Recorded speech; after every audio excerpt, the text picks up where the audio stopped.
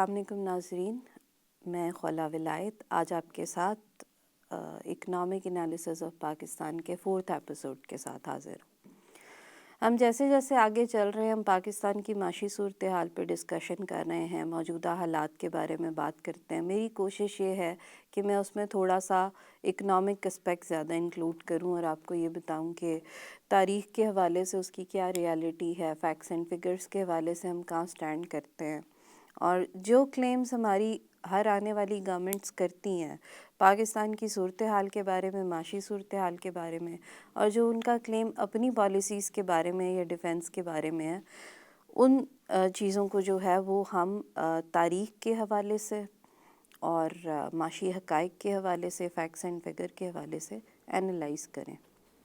ہم نے یہ ڈسکس کیا کہ جو ملیٹری رجیمز ہیں ان کی اکنامیکل پالیسیز کتنی افیکٹ تھیں، کیا واقعی یہ ان کی اکنامیکل پالیسیز تھیں، اور کیا واقعی جو معاشی ترقی ڈکلیئر کی گئی وہ معاشی ترقی تھی۔ ہم نے یہ بھی ڈسکس کیا کہ میکرو انوائرمنٹل ویریبلز کیا ہوتے ہیں اور ان کی ترقی کتنی ضروری ہے۔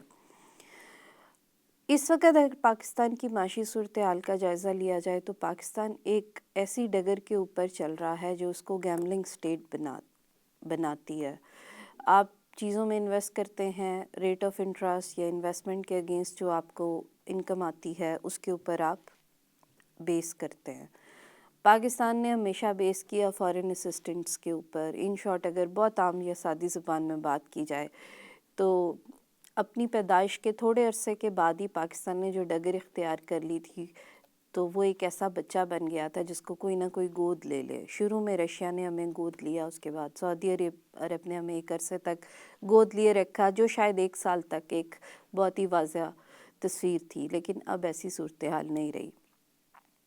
اب ہم اس ڈگر پہ نہیں کھڑے کہ دنیا کو ہم سے کوئی انٹرسٹ ہو یا ان کے مفاد کا ہم جو ہے وہ تحفظ کر سکیں، اس لیے اب کوئی آ کے ہمیں دوبارہ گود نہیں لے گا۔ ایک یہ بات بھی چل پڑی ہے کہ جی چائنا ہمارا بہت بڑا جو ہے وہ ہماری بیک بون کی طرح ہمارے پیچھے کھڑا ہے، اور وہ ہمیں ہماری فارن پالیسیز میں، ہماری فارن فائٹنگز کے اندر، جو باقی ممالک کے ساتھ ہمارے کنفلکٹس ہوتے ہیں ان کے اندر، ہماری سیاست میں، خاص طور پہ ہماری معاشی صورتحال میں ہمیں بہت سپورٹ کرتا ہے۔ کسی حد تک یہ بات بھی درست نہیں ہے۔ چائنا نے ہمیں ویسے گود نہیں لیا جس سے اس سے پہلے رشیا نے لیا یا سعودی عرب نے لیا یا باقی ممالک نے۔ ایون جب 9/11 کے بعد ہم USLI بنے، طالبان کے خلاف جنگ میں اور دہشت گردی کے خلاف جنگ میں، چائنا اس طرح ہمیں سپورٹ نہیں کرا۔ چائنا کا اپنا ایک ایجنڈا ہے جو بیلٹ اینڈ روڈ ہے، اس کا انالیسز میں کسی اور دن آپ کے ساتھ کروں گی۔ ان شارٹ کہنے کا مقصد یہ ہے کہ ہم نے ہمیشہ یہ کوشش کی کہ کوئی نہ کوئی ملک جو ہے وہ ہمیں گود لے لے اور ہمارے مسائل کا حل جو ہے وہ ہمیں دے اور ہمارے ساتھ چلے اور ہمارے انٹرسٹ کا تحفظ کر سکے۔ لیکن کیا ہمیشہ سے پاکستان گیملنگ سٹیٹ والے راستے پہ ہی چلتا رہا ہے؟ کیا شروع سے پاکستان کو اسی طرح کے ایکسچینج ریٹ کنفلکٹس کا سامنا تھا؟ کیا اسی طرح سے پاکستان کے بیرونی ممالک کے ساتھ تعلقات تھے؟ کیا اسی طرح سے ہمیشہ ہمارے جو اکنامک چیلنجز آج ہیں وہ رہے ہیں؟ کیا شروع سے ہمارا ٹریڈ پیٹرن ایسا ہی تھا کہ ہماری امپورٹ زیادہ تھیں اور ایکسپورٹس کم تھیں؟ تو میں نے سوچا کہ آپ کے ساتھ یہ ڈسکس کیا جائے کہ پاکستان نے اپنی صنعت کے اندر کس کس طرح سے ترقی کی اور کیا ڈیفرنٹ سٹیجز تھیں۔ ریلیشن ایک یہ بھی بنتا ہے کہ چونکہ ہم نے ملیٹری رجیمز کی بات کی تھی تو ہم یہ ناانصافی ہوگی کہ ہم ڈیموکریٹک گورنمنٹس کی بات نہ کریں اور ان کی پرفارمنس کو اینالائز نہ کریں۔ ایک جو کوشش ہے وہ اب اور آگے والے 2 پروگرامز میں یہ ہوگی کہ ہم پاکستان کی صنعتی ترقی کو سامنے رکھتے ہوئے اور پاکستان کی زراعت کی ترقی کو سامنے رکھتے ہوئے جو ڈیموکریٹک رجیمز ہیں ان کی پالیسیز کو اور ان کے کیے جانے والے اقدامات کا بھی جائزہ لیں، اور یہ دیکھیں کہ کیا وہ صحیح روڈ پیتھ پہ تھے یا ان کی پالیسیز بھی مور اینڈ لیس ویسی ہی رہیں جیسی ملیٹری رجیمز کی رہیں۔ پاکستان کے بیسک مسائل میں سے سب سے بڑا مسئلہ یہ ہے کہ ہماری صنعت جو ہے وہ ایک بہت عرصے سے ڈکلائن کر رہی ہے۔ ہر صنعت کی ترقی آپ دیکھ لیں، چاہے وہ لارج اسکیل انڈسٹری ہے، چاہے وہ میڈیم اسکیل انڈسٹری ہے، چاہے وہ اسمال اسکیل انڈسٹری ہے، اس کی گروتھ جو ہے وہ آپ کو نیگیٹو ٹرینڈز دکھا رہی ہے اور مسلسل ڈکلائن کر رہی ہے۔ اس کی کیا وجوہات ہیں؟ کیا ہم نے انڈسٹری کے اندر اس طرح سے انویسٹ کرنا چھوڑ دیا ہے؟ ہماری ڈیمانڈ ایکسٹرنل ورڈز کے اندر کیوں کم ہو گئی ہیں؟ ہماری پریفرنسز آف پالیسیز جو ہیں وہ کس صنعت کے لیے زیادہ ہیں؟ آج ہم کچھ ان چیزوں پہ بھی بات کریں گے۔ سو ان شارٹ، جیسا میں نے پچھلے پروگرام میں بھی آپ کے ساتھ یہ بات کی تھی کہ معاشی ترقی کسی بھی ملک میں صحیح معنی میں اس وقت ترقی ہوتی ہے جس وقت اس کی صنعت ترقی کرتی ہے، جس وقت اس کی زراعت ترقی کرتی ہے، جس وقت اس کے ان شارٹ جو میکرو انوائرمنٹل یا میکرو انڈیکیٹرز ہیں وہ صحیح کام کرتے ہیں۔ ایک بہت بڑا میکرو انڈیکیٹر یہ ہے کہ آپ کی صنعت جو ہے وہ ترقی کر رہی ہے، کیونکہ جب صنعت ترقی کرتی ہے تو ملک کے اندر روزگار کے مواقع پیدا ہوتے ہیں۔ جب صنعت ترقی کرتی ہے تو ملک کے اندر ڈیمانڈ اینڈ سپلائی کا گیپ کم پیدا ہوتا ہے۔ جب صنعت ترقی کرتی ہے تو ملک میں ٹیکنالوجی بڑھتی ہے، انفراسٹرکچر ہوتا ہے۔ صنعت ترقی کرتی ہے تو ایجوکیشن اور ہیلتھ کے بجٹ میں بھی اضافہ ہوتا ہے، اور سب سے بڑھ کے لوگوں کی پر کیپٹا یعنی فی کس آمدنی میں اضافہ ہوتا ہے۔ اس لیے صنعت کی ترقی بہت ضروری ہے۔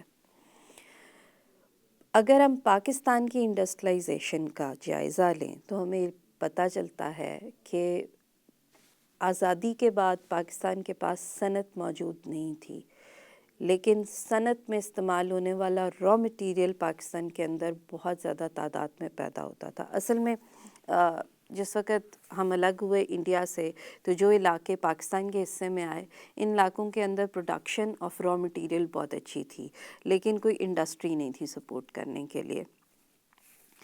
سو اس میں اگر ہم 1947 سے آنورڈ بات کریں تو ایک تو 1947 کے اندر ہی جو پالیسیز بنائی گئیں پہلی دفعہ، انہوں نے بنیاد رکھنی تھی کہ آگے آنے والی صنعتی ترقی جو ہے وہ کس طرح کی ہوگی۔ انہوں نے یہ ڈٹرمن کرنا تھا کہ پاکستان جو ہے وہ کن فیکٹرز کو سامنے رکھ کے اپنی اکنامک پالیسیز جو ہے آئندہ آنے والے وقت میں بنائے گا۔ سب سے پہلے جب پاکستان بنا تو ایک بہت بڑا چیلنج جو تھا وہ پاکستان کے لیے وہ لارج نمبرز میں جو ریفیوجیز آئے، یعنی جو مہاجر آئے، اس آبادی کو جو کہ تقریباً ویسٹ پاکستان کی صرف اگر بات کی جائے تو 7 ملین تھے، یعنی ٹوٹل آبادی کا کوئی 20% تھے۔ اتنی بڑی تعداد میں مہاجر لوگوں کو آ کے یہاں پہ بسانا اور پھر ان کو روزگار دینا اور پھر ان کے اکنامک کرائسس کا سلوشن ڈھونڈنا، یہ ساری چیزیں کافی چیلنجنگ تھیں۔ دوسرا چیلنج پاکستان کے لیے یہ تھا کہ ایک خوف رہتا تھا کہ شاید انڈیا واپس ہم پہ قبضہ کر لے گا، جنگ کر دے گا اور قبضہ کر لے گا، جو ڈر ایک خاص وقت تک ہم پہ مسلط رہا اور ایک خاص انداز میں ابھی بھی مسلط ہے۔ ایک فیئر یہ بھی تھا کہ ہمارے پاس کوئی صنعتی بنیاد موجود نہیں تھی، بیسک صنعت موجود نہیں تھی، اس لیے جو ہمارے پاس مہاجرین آئے اس میں اسکلڈ لیبر جو تھی وہ لوگ کم تھے۔ سو آپ کے پاس کوئی بیسک انڈسٹری چلانے کے لیے جس لیبر کی ریکوائرمنٹ ہے وہ بھی موجود نہیں تھی۔ اس کے باوجود آپ اگر دیکھیں تو 1948 سے لے کے 1947 چونکہ اسٹرگلنگ پیریڈ رہا تو 1948 سے لے کے 1958 تک پاکستان کی صنعت نے ترقی کی، اور اگر آپ آن ایوریج اس کی سالانہ ترقی دیکھیں تو وہ 3% رہی ہے، جو کہ بہت اچھی ترقی تھی ایک ایسے ملک کے لیے جو ابھی انفینٹ ہے، جو ابھی پیدا ہوا ہے۔ آخر ایسے اس میں کیا راز تھے، یا ہم اگر کرنٹ ٹائم پیریڈ کے دوران اس وقت سے کیا ایسے سبق حاصل کر سکتے ہیں کہ ہم بھی اپنی ڈائریکشن ٹھیک کر لیں اور صنعتی ترقی کے لیے صحیح اقدامات کریں۔ پاکستان کی انڈسٹریلائزیشن کو ایک پروگرام کے اندر ڈسکس کرنا ممکن نہیں ہے، اس لیے میں اس کو 3 فیزز کے اندر ڈسکس کروں گی۔ آج جو ایرا میں آپ کے ساتھ ڈسکس کروں گی وہ 1948 سے 1958 تک کا ہے۔ سب سے پہلی جو انڈسٹریل پالیسی بنائی گئی وہ 1948 کے اندر بنائی گئی۔ پالیسی انڈسٹریل پالیسی اس لیے بنائی جاتی ہے کہ ہم یہ ڈٹرمن کریں کہ ہمارے پاس کس طرح کا را مٹیریل موجود ہے، ہمارے پاس کس طرح کا انفراسٹرکچر موجود ہے، ہمارے پاس کیا کیپٹل مشینری موجود ہے اور کیا کیپٹل گڈز اویلیبل ہیں. پھر ان ساری چیزوں کو سامنے رکھ کے ہم یہ دیکھیں ہم نے کون سی صنعت میں انویسٹ کرنا ہے. جو پہلی انڈسٹریل پالیسی بنی 1948 میں، اس میں یہ کہا گیا کہ ہمارے پاس نیچرل ریسورسز جو ہیں وہ بہت ابنڈنٹ ہیں، بہت زیادہ تعداد میں موجود ہیں، لیکن ہماری انڈسٹریل بیکورڈنیس ہے.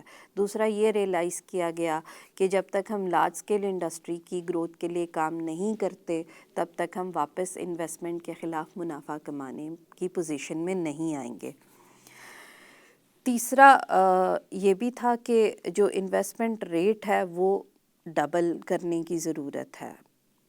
ایک ایسا ملک جو نو انڈسٹری سے انڈسٹریل گروتھ کی طرف جانا چاہتا ہے، ظاہر ہے کہ اس کو ایک عام نارمل یعنی انڈیا کے مقابلے میں اس کو ڈبل انویسٹمنٹ کی ضرورت ہے. دوسرا ایگریکلچر کے اندر پرابلم یہ تھی کہ انڈسٹری کے لیے آپ کے پاس را مٹیریل موجود تھا، لیکن آپ کے پاس ایسی چیزیں موجود نہیں تھیں، ایسی پالیسیز موجود نہیں تھیں کہ آپ ایگریکلچرل گروتھ کے لیے بہت بڑے بڑے یا ابنڈنٹ سٹیپس لے سکتے. اگر ہم بات کریں اس دور کی تو اس دور کے میجر فیچرز میں یہ تھا کہ ہمارے پاس آبادی موجود تھی لیکن اسکلڈ لیبر نہیں تھا. اب بات کرتے ہیں کیا اچھی چیزیں تھیں. پاکستان جو ہے وہ جوٹ کی پیداوار میں پوری دنیا میں پہلے نمبر پہ تھا. جوٹ یعنی پیٹسن کی پیداوار، ٹوٹل دنیا میں جتنی جوٹ کی پروڈکشن ہوتی ہے اس کا 70% پاکستان میں پیدا ہوتا تھا. پاکستان کی کاٹن دنیا کی ورلڈ کلاس کاٹن تھی. پاکستان کاٹن پروڈیوسر میں تیسرے نمبر پہ سب سے بڑا ملک تھا. اور اس کے علاوہ ہائیڈ اینڈ سیک، کھالیں، چمڑا، ایسی چیزیں، ان چیزوں کے اندر پاکستان کی پروڈکشن بہت اچھی تھی. لیکن یہ ساری چیزیں اس وقت ہیلپ فل ہوتی اگر ان را مٹیریل کی بیس پہ جو فائنل گڈز بنائی جاتی ہیں وہ انڈسٹری آپ کے ہاں موجود ہوتی. وہ انڈسٹری آپ کے ہاں موجود نہیں تھی. پٹسن سے یعنی جوٹ سے آگے فائنل گڈز بنانا یہ انڈسٹری انڈیا میں موجود تھی کیونکہ وہ کیپٹل انویسٹمنٹ اور وہ کیپٹل گڈز انڈیا کے پاس تھیں. اسی طرح سے کاٹن یعنی جو را کاٹن ہے اس سے کپڑا بنانا، اس سے یارن پروڈیوس کرنا، پھر اس سے کپڑا بنانا، پھر وہ اس کپڑے کو آگے ایکسپورٹ کرنا، یہ انڈسٹری بھی انڈیا کے پاس تھی. سملرلی تیسرا چمڑا اور کھالیں، ان کی بھی زیادہ ایکسپورٹ پاکستان انڈیا کو کرتا تھا کیونکہ بیسک انڈسٹری وہاں تھی.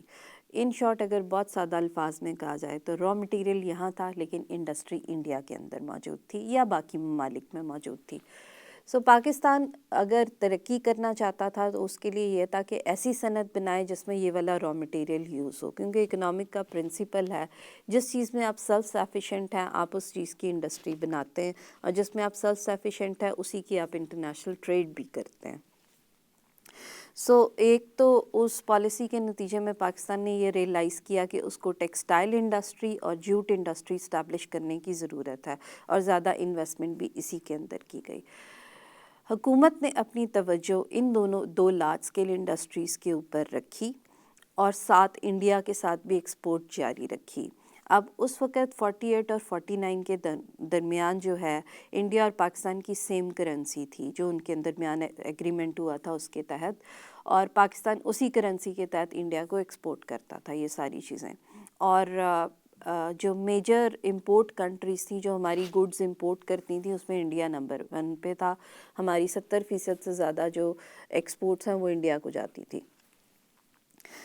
آپ کے ساتھ ڈرا بیک یہ ہوا کہ آپ نے ابھی اس را مٹیریل کی بیس پہ ٹیکسٹائل انڈسٹری اور جوٹ انڈسٹری جو ہے اس کو بنانا شروع کیا، یعنی کہ ان کی انفنٹ گروتھ تھی. 1949 کے اندر انڈیا نے آپ سے ہر طرح کی ٹریڈ بند کر دی جو کہ ایک بہت بڑا دھچکا لگا.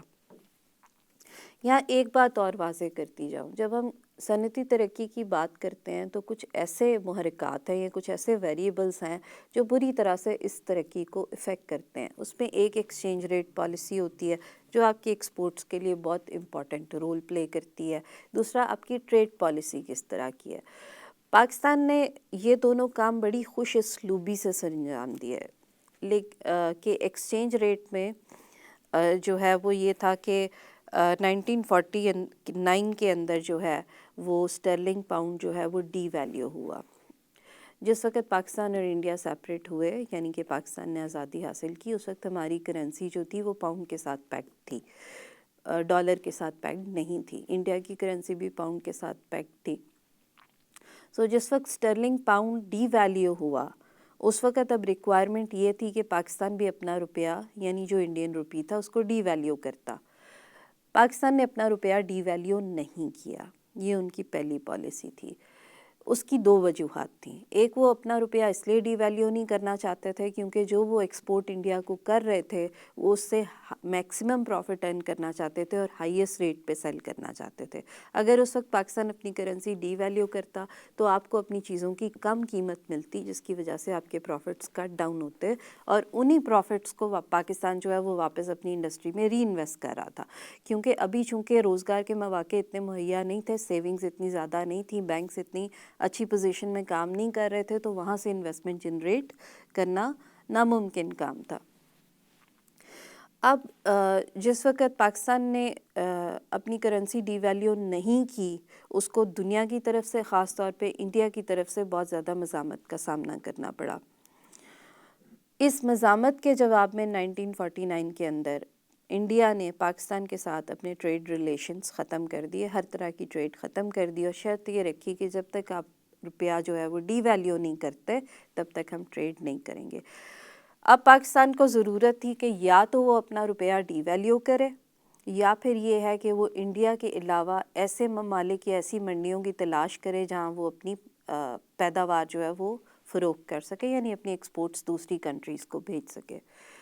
49 کے اندر اس سٹیپ کے بعد انڈیا کے اس ابرپٹ ایٹیٹیوڈ کے بعد پاکستان نے کافی سٹرگل کیا, اس کی ایکسپورٹس بہت بری طرح سے ڈکلائن کر گئیں, آلموسٹ 20% کٹ ڈاؤن ہو گیا آپ کی ایکسپورٹس کے اندر. لیکن اس کے ساتھ دوسری بلیسنگ پاکستان کے لیے یہ ہوئی کہ 1950 کے اندر کورین بوم آ گیا.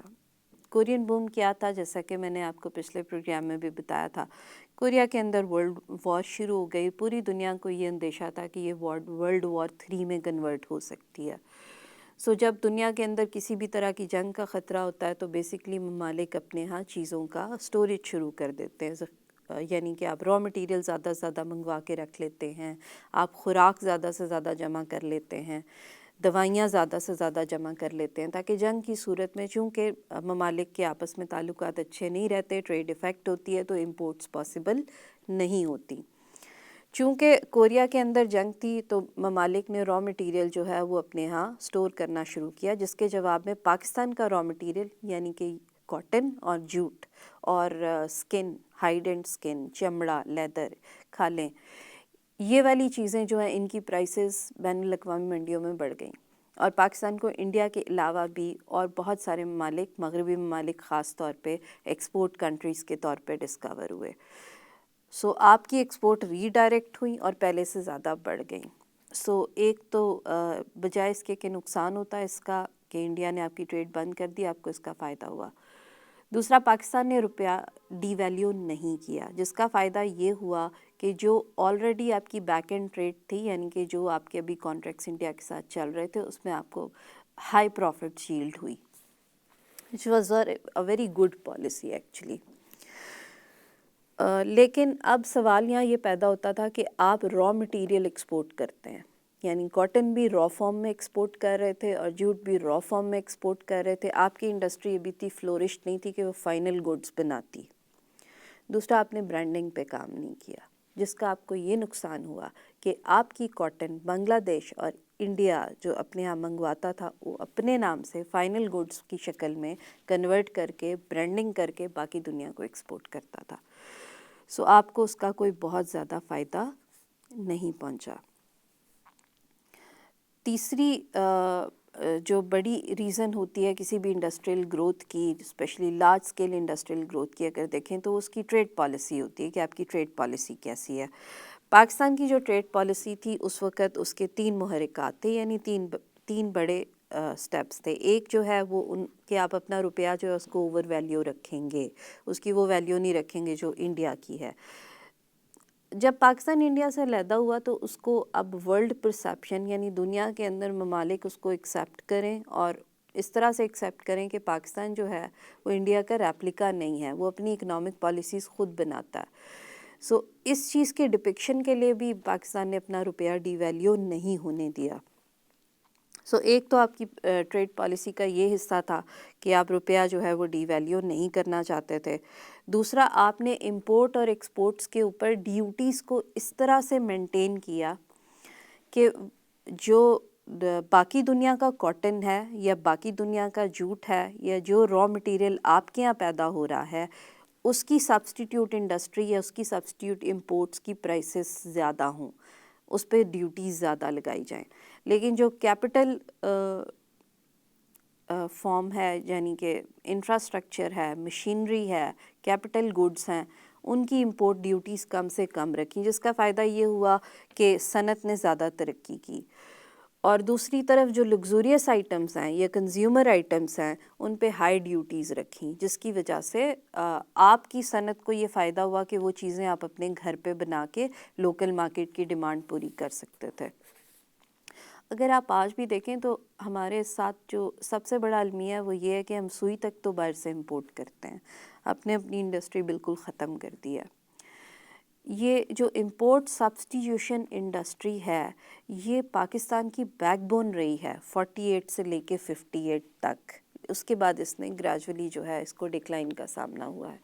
اس کی وجہ یہ تھی کہ آپ نے پالیسیز ہی ایسی رکھی ہیں کہ جو لگزوریس آئٹمز ہوتی ہیں، یعنی ایسی جیسے گاڑیاں ہیں، لگژری گڈس ہیں، موبائل فونز ہیں، فیشن آئٹمز ہیں، ایسی چیزوں کی امپورٹس پہ، سگریٹس ہیں، زیادہ سے زیادہ ڈیوٹی ہو تاکہ ان کی امپورٹس کو ڈسکریج کیا جائے۔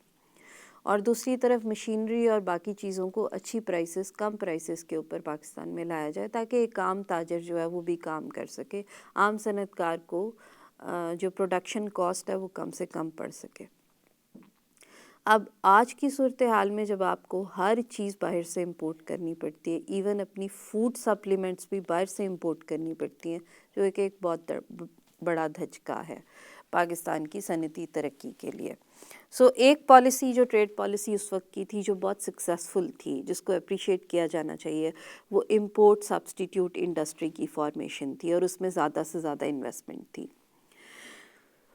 دوسرا، ایسی پروڈکٹس کو ایکسپورٹس کیا جائے جو آپ کو زیادہ ہائی پروفٹ ییلڈ کر کے دیں۔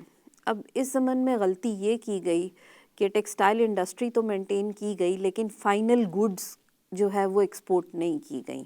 اب ٹیکسٹائل انڈسٹری جو لگتی تھی وہ بھی زیادہ دھاگا بناتے تھے، لومس وغیرہ ہیں، یا جو کپڑا بناتے تھے وہ را کاٹن کی فارم میں تھا۔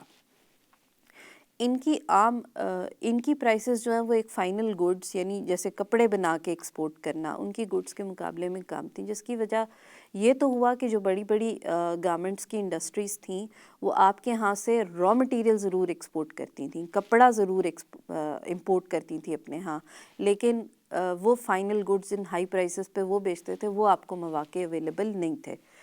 کرنا یہ چاہیے تھا کہ آپ اپنی انڈسٹری کو اس طرح سے ڈیولپ کرتے ڈفرینٹ فیزز کے اندر کہ آپ فائنل گڈس بھی خود پروڈیوس کرتے اور فائنل گڈس کو برانڈنگ کے ساتھ باہر ایکسپورٹ کرتے، تو آپ کی انڈسٹری زیادہ فلورش ہوتی، جو نہیں کیا گیا۔ انفارچونیٹلی آج بھی ایسے ہی ہے ہمارے یہاں۔ سو دوسرا یہ ہے کہ کس طرح کی امپورٹس جو ہیں ان پہ کسٹم ڈیوٹی زیادہ ہونی چاہیے اور کس طرح کی ایکسپورٹس کے اوپر کسٹم ڈیوٹی کم ہونی چاہیے۔ سو جو ایسی پروڈکٹس ہیں جو کیپٹل بڑھا سکتی ہیں، ایسی پروڈکٹس ہیں جو آپ کی صنعت کو ترقی دے سکتی ہیں، ٹیکنالوجی ہے، انفراسٹرکچر ہے، ان کی ایکسپورٹس جو ہیں وہ کم، ان کی امپورٹس جو ہیں وہ کم پرائس پہ ہونی چاہیے، تبھی آپ کی انڈسٹری کو فائدہ ہو سکتا ہے، اور یہی رکھا گیا، یہی تب کی پالیسیز تھی۔ سو یہ کامیاب پالیسی تھیں، اس کی وجہ سے جو صنعت ہے اس نے بہت زیادہ ترقی کی، یعنی آن ایوریج 3% گروتھ رہا لارج اسکیل انڈسٹری کا، آن ایوریج 2% گروتھ ریٹ رہا میڈیم اسکیل انڈسٹری کا، اور 2.7 اور 2.8 کے درمیان گروتھ ریٹ رہا اسمال اسکیل انڈسٹری کا۔ دوسری جو high light of that era تھا وہ یہ تھا کہ ایک وقت کے اندر ہی تینوں اسکیل آف انڈسٹریز کو ترقی دی گئی، اسمال اسکیل انڈسٹری کو، میڈیم اسکیل انڈسٹری کو اور لارج اسکیل انڈسٹری کو. اور ان تینوں کو ایک ساتھ ترقی دینا صنعتی ترقی کے لیے اس لیے بھی ضروری ہوتا ہے کیونکہ یہ ایک دوسرے کے لیے را مٹیریل پیدا کرنے کا کام کرتی ہیں، یہ ایک دوسرے کی انٹرمیڈیریز ہوتی ہیں. سو اگر آپ کے یہاں لارج اسکیل انڈسٹری ترقی کر رہی ہے تو اس کا مطلب ہے کہ میڈیم اسکیل انڈسٹری اس کو وہ را مٹیریل یا وہ اس کو وہ سپلائی چین پرووائڈ کر رہی ہے جو اس کی ضرورت ہے.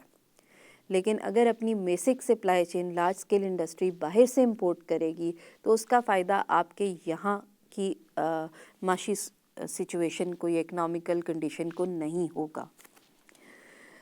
سو اگر میں اس کو آج کے دور کے ساتھ یا پچھلے یہ 10-12 سال کے ساتھ کمپیئر کروں تو ایک بہت بڑی فالٹ یہ بھی رہی ہے کہ لارج اسکیل انڈسٹری کو اگر ایکسپورٹس کے مواقع دیے گئے ہیں، ان کو اس پہ سبسڈی پرووائڈ کی گئی ہے، اس کے ساتھ میڈیم اسکیل انڈسٹری پہ توجہ نہیں دی گئی تاکہ ہم لارج اسکیل انڈسٹری کے لیے سپلائی چین اور را مٹیریل گھر میں ہی پیدا کریں بجائے اس کے کہ ہم اس کو امپورٹ کریں. So it was an appreciated step of that of the policies of that government at that time.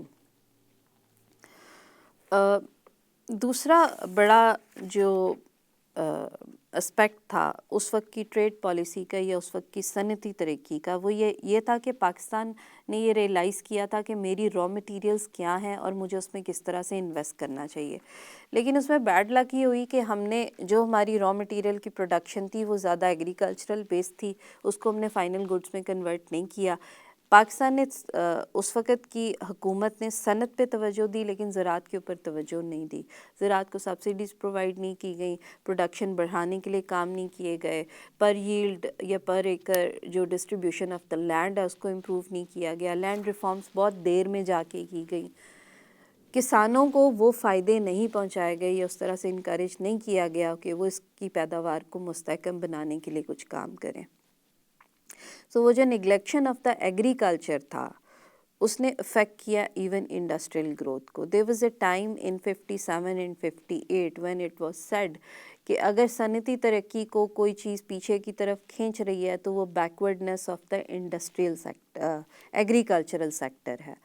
اب ایگریکلچرل سیکٹر کی بیکورڈنیس شروع سے موجود نہیں تھی. ہم بلیس تھے جس وقت ہم انڈیپینڈنس کے بعد جو ہمارا بیسک ریسورس تھا وہ ایگریکلچرل پروڈکٹس تھیں، کاٹن، یارن، جوٹ،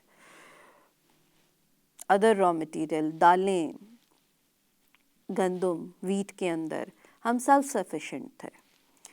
ہم اگر اس وقت ہی کارپوریٹ فارمنگ پہ کام شروع کر دیتے، یعنی ہم ایگریکلچر کو بھی اسی بیس اسی اسکیل کے اوپر اسی اچھی ٹیکنالوجی سے اچھے انفراسٹرکچر کے ساتھ اکوپ کرتے اور اس کو بیک بون بناتے انڈسٹری کی، تو پھر ہو سکتا ہے کہ دونوں سیکٹرز کے اندر ایک ساتھ ترقی کی وجہ سے نہ صرف آپ کی ترقی کی سپیڈ اور زیادہ تیز ہوتی بلکہ آنے والے دور میں جب صنعتی ترقی نے ڈکلائن دیکھی ہے وہ بھی نہ ہوتی.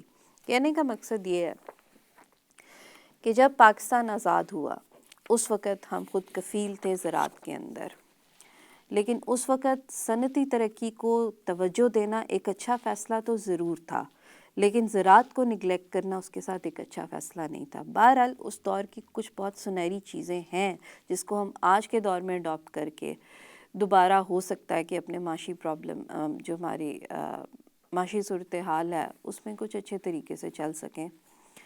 اس میں واضح پوائنٹس یہ ہے کہ آپ اپنی جو ٹریڈ پالیسیز ہیں ان کو اس طرح سے بنائیں کہ نیسیسٹی کی چیزیں گھر میں پیدا کریں، بنیادی ضروریات یعنی جو کنزیومر گڈز ہیں ان کو یہاں پیدا کیا جائے اور یہاں کی جو میڈیم اسکیل انڈسٹری ہے اس کو دوبارہ سے ریوائیو کیا جائے. دوسری یہ ہے کہ جو کیپٹل ریکوائرڈ ہے انڈسٹریل ڈیولپمنٹ کے لیے، capital goods, infrastructure, capital investment, اس کے لیے جو آپ کی ٹریڈ پالیسی ہے اس کو زیادہ اچھا اور مستحکم بنایا جائے. خاص طور پہ جو آپ کے فارن پالیسی ہے وہ اس کو فارم کرنے میں بہت رول پلے کرتی ہے. تو یہ ضروری ہے کہ آپ اپنے ہمسائے ممالک کے ساتھ تعلقات اچھے کریں. ان شارٹ اس پہ بھی ہم کسی پروگرام میں بات کریں گے، لیکن پاکستان کو اپنے ہمسائے ممالک میں خاص طور پہ انڈیا کے ساتھ، بنگلہ دیش کے ساتھ، ایران کے ساتھ اپنے تعلقات بہت بہتر بنانے کی ضرورت ہے. صرف چائنا پہ ڈپینڈ کرنا it will pay you off one day, because ہم نے آلریڈی سیپک کے اندر ایسی نیگوسیشن رکھی ہیں جس نے ہمیں بیک فٹ پہ رکھا ہے. اگر پاکستان خطے میں بڑھتی ہوئی ٹینشن جو ہے اس کو کم نہیں کرتا، اپنے ہمسایوں کے ساتھ تعلقات بہتر نہیں بناتا، ہو سکتا ہے آپ کی اکنامیکل ریوائول جو ہے وہ اور زیادہ گہرے گڑھے میں چلی جائے.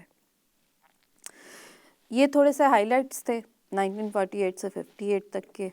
آئی ہوپ نیکسٹ ٹائم جب میں آپ کے پاس آؤں گی تو میں آپ کو اگلے دور کی انڈسٹریلائزیشن کے بارے میں بھی بتاؤں گی، اور یہ بھی بتاؤں گی اس کو آج کے دور کے ساتھ کس طرح سے ریلیٹ کر سکتے ہیں.